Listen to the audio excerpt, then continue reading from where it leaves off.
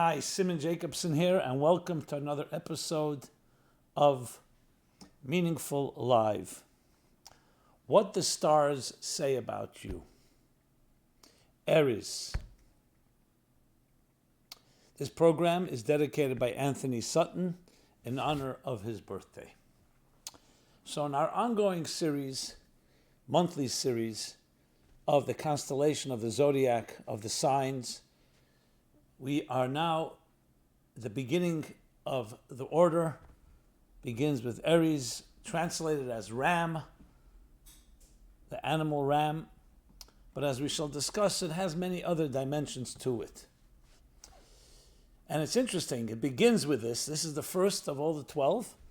And indeed, that corresponds with the Hebrew months, the first of the 12 lunar months, the month of Nissan. So there is a connection. What I found very interesting is that when you look up all the astrological interpretation of Aries, it's often identified with aggression, with leadership, with persistence, something like the headstrong ram. But I believe that's connected far more with mythical interpretations. I would like to introduce you to what may be the original meaning and significance of this month's sign. So as I said, the translation of Aries is usually ram. But as we know, sheep is the real full category that has the male adult sheep is a ram, the female adult sheep is a ewe, and the baby sheep is a lamb. So in Hebrew, the first of the 12 signs is Toleh, a lamb. So if you think about it actually in a broader sense, Aries is not just ram, it considers perhaps the whole category of sheep. Now the interesting thing is that sheep are known for their docile nature, their tame nature. One of the only animals that is not a predator. They feed off and graze in the grass. And when there is a predator, their only protection is to escape, is to run. They have no other weapons, or no weapons at all. So extremely vulnerable. Which explains something really fundamental. When you look at the Bible, and in general in our vernacular, you find the concept of sheep or shepherds used sometimes in spiritual sense. Moses was called a shepherd, the faithful shepherd. God is often referred to as a shepherd. And souls are referred to as sheep. So as a shepherd protects his sheep, God or Moses, the leader, protects its disciples or its followers or its community. As a matter of fact, the first time Moses is described in the Bible, it says he was a shepherd. Similar to David, he was a shepherd. And why? Why is that like such a significant title? Because a shepherd reflects the real essence of a true leader. Sensitivity. And the Medrash tells us a story. It goes like this. That when Moses was the shepherd for his future father-in-law Jethro, so he had thousands of sheep that were grazing, and Moses noticed that one sheep was missing. So he went off looking for the sheep. And he found it a little distant away, had traveled off, and it was sipping water from a brook. And he realized that the sheep was thirsty, and in his sensitivity, he carried the sheep back on his shoulder to the flock. And the Medrash tells us that when God saw that, he said, if he is so sensitive to one sheep, imagine among thousands of sheep, first of all, to notice it. Second of all, to pursue it. If he's so sensitive to a sheep and no one's watching, how much more sensitive he will be to my people. Sensitivity. And the same with King David. Also, it says leaders are tested by sheep. So one quality is sensitivity. Many of us associate leadership with aggression, with ego, with power. It's actually the ultimate leader is the most sensitive, the most empathetic, the most heart, compassion. Which takes us into this time of the year. What is this, the first month, or we'll call it the first sign? It's associated, as I mentioned, with the month of Nissan. It's the month of Exodus from Egypt. In the Bible, again, God tells Moses, look up to the sky, the new moon. In this new moon of the month of Nisan, I'm giving you a new calendar. Not just a solar calendar, but a lunar calendar. And the beginning of the lunar calendar, it is in this month, in the Hebrew, HaChodesh Hazeh Lachem. This month, the word month in Hebrew comes from the word renewal. Well, this will be the first month of the year of renewal, the renewal of the moon. The sun, though it goes through gradations, but we don't see renewal quite the same way. In the moon, you actually see rebirth. And the moon is also connected to a certain element we'll call sensitivity, or in the Hebrew, bittul. What's bittul? A certain sense of humility, modesty. The moon wanes and almost disappears. It's always in a state of receiving. So the moon represents the docile, the vulnerable. But then it gets renewed at the beginning of the month. And in this month, the people, my people, your people, the sheep will experience renewal. They will leave the difficult genocide and bondage that they suffered at, oppressed, afflicted by the Egyptians. And from here on, we will have Passover. And what's Passover symbolized by? The bringing of the paschal lamb. Lamb. And one of the primary reasons for that was because the Egyptians actually saw the lamb as a deity. Sheep as a deity. To the point that we read in the book of Genesis, when Joseph first speaks to his brothers, he says, don't tell them that you're shepherds. Say you're herdsmen. Because for the Egyptians, a shepherd is an abomination. They consider it despicable, reprehensible. The question is why? So the commentary, Rashi explains right there, because for them, sheep are deities. And shepherds, as the commentaries explain, see that a sheep is not a deity. It's a beautiful, gentle creature, but it's not a god. And that's why they despised shepherds. So when it came to freedom, the freedom of Passover, what is it symbolized by? A paschal lamb. This does not mean that Aries doesn't have a connection to a ram. Because remember, ram, lamb are all part of the same family. But we're focusing on, what's part of it? We're focusing on the humility part, the sensitivity, the gentleness, the vulnerability. The question is, how do you look at vulnerability? Do you turn it into a god? Or do you realize it's something that you need to protect? And what they're basically were making a statement was that we need shepherds to protect the sheep. And the Egyptians said, no, we worship the sheep. We don't need shepherds. We don't need these type of leaders. And indeed, Egypt represented the antithesis of selflessness. It was about ego. Pharaoh called himself a god. He considered himself a god. Passover was about, we don't worship men or men who think they're gods. We only worship a higher reality. And yes, as beautiful as a lamb, as a ram, as a sheep is, but those are not gods. Those are features and virtues that we need to embrace. So Aries, this month's sign, symbolizes the sensitivity, the gentleness, the humility, but also recognizing that we're not self-made creatures. And that's what the real message of Passover was. True freedom is when you stop worshiping yourself and your own man-made devices.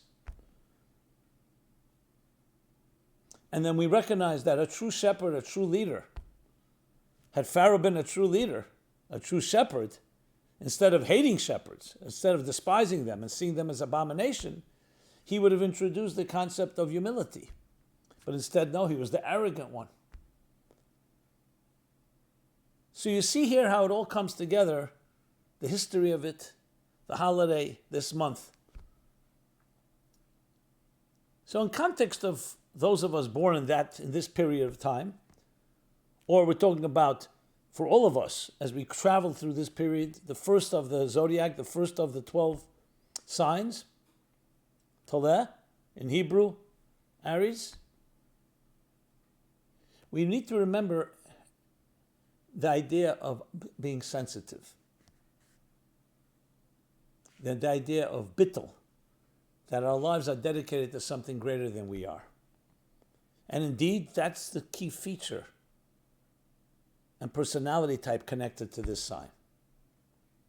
Now, as I discussed in the previous parts of this series, this doesn't mean it's exclusive only to those born in the month of Aries, but also to all of us. It's just a question, what is the dominant, what is the primary and the predominant feature? And we all can learn from each other, and we all need from each other.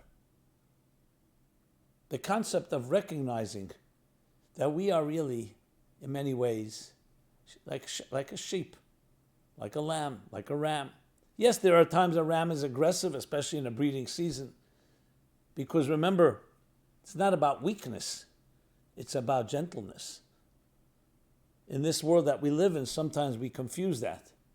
We think someone who is vulnerable or someone who is sensitive is weak. That's not the case. The strongest people are sensitive people. And indeed, that's the key to all growth and to all freedom. And that's why this is also the month of freedom, the month of liberation it's called, the month of redemption.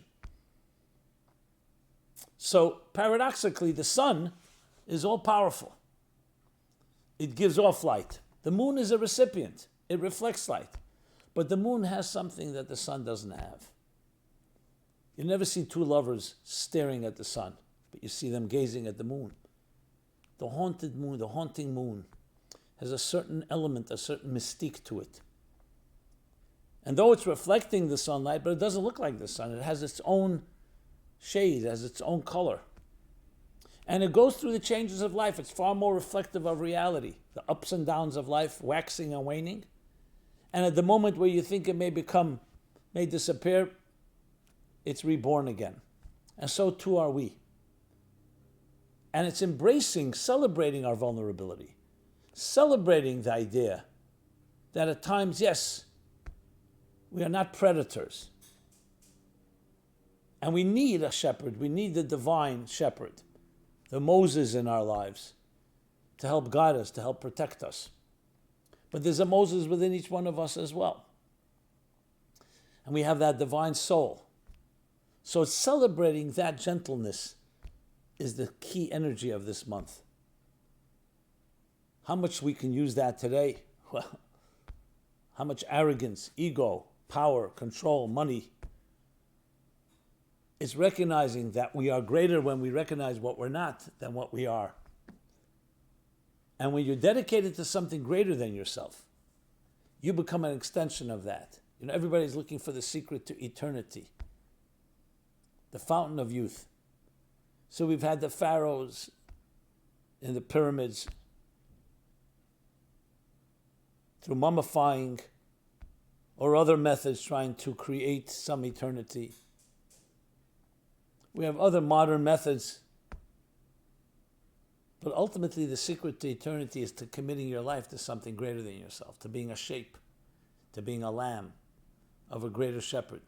And when you become dedicated to eternity, you become an extension of eternity. And then you become indestructible. And that's the power of this month.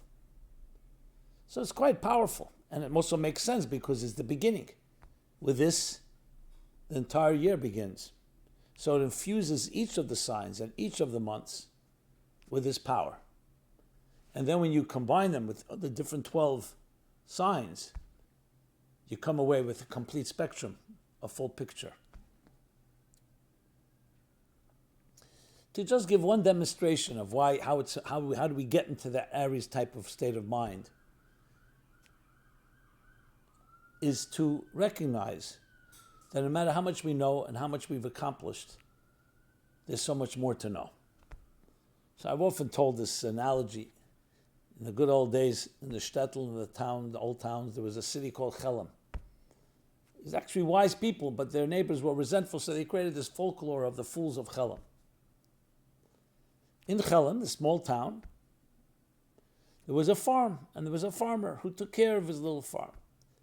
Even though it was a small farm, but it was his. He had inherited it from his parents and grandparents. He knew every grain of soil.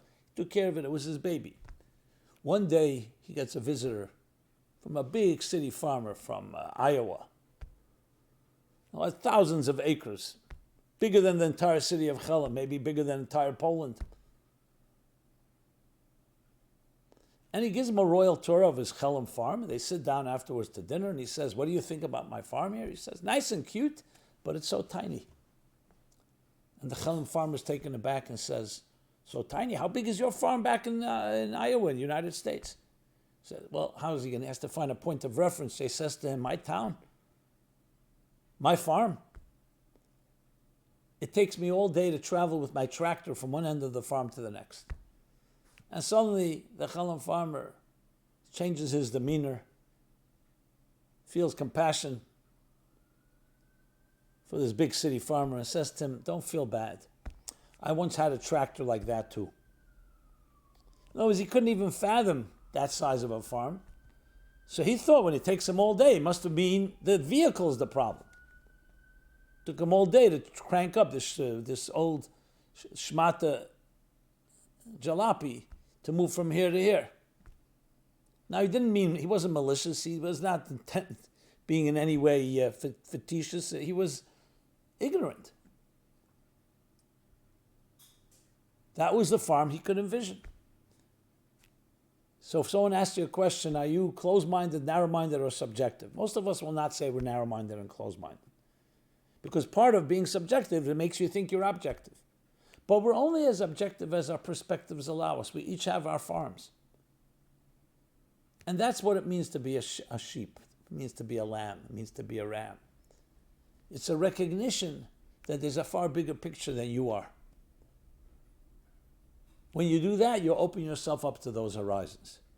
But sometimes we get stuck in our myopic vision. We think that's all there is. You ask someone, what does the horizon look like? If you're staying in a valley, there's one answer. If you're standing at the plateau on flat ground, there's another answer. If you're standing 10 feet up on a mountain, a third answer. And if you're on top of Mount Everest, a fourth answer. And they're all true, because everyone's perspective shows them a different horizon. So in this month of Aries, let us all embrace, celebrate the understanding of a bigger picture, and that allows us to experience the renewal of the moon, the love of the moon, the vulnerability of life that opens us up to dimensions that we could never reach when we feel all powerful and all dominant. And that truly leads us to true redemption. Thank you so much. This has been Simon Jacobson. What do the stars tell us about ourselves? We've covered the month of Aries. Everyone be blessed. May it be a very redemptive month, a redemptive holiday. Check us out at meaningfullife.com. Please share with others. Subscribe to our YouTube channel, our growing YouTube channel, I should say. I'd love to hear your feedback, your thoughts, your comments, your suggestions. Thank you, and be well.